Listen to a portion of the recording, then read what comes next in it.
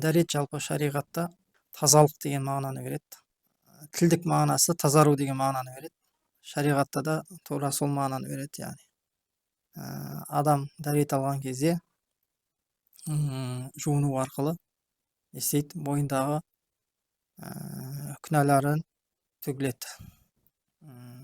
Енді шариғатта барлық уақытта дәрет алу парыз емес, өзінің парыз болған уақыт жерлері болады. Олар намаз оқитын кезде, Құран ұстаған кезде дәрет алу парыз болады.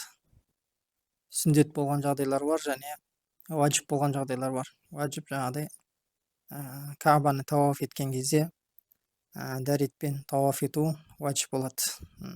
Намаз, пайғамбарымыз саллаллаху алейхи вассалам дәретсіз намаз қабыл емес деген.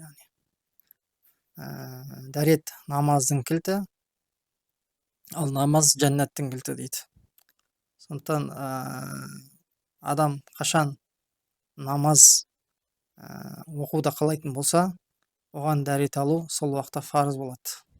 Дәрет жалпы ұйықтайтын кезде дәрет алу сүндет. Мұстахаб дәретпен жату жақсырақ.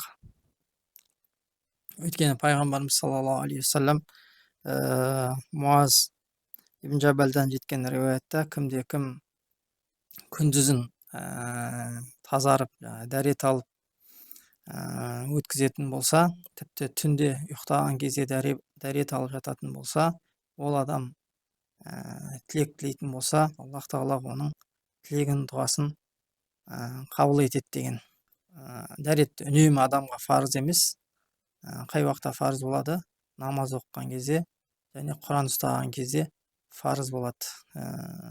Құранды жалпы тілмен оқитын болса, дәретсіз оқуына болады.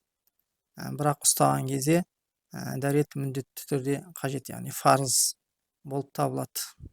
Енді кейбір адамдар ойлайды, адам үнемі дәретпен жүру керек деп.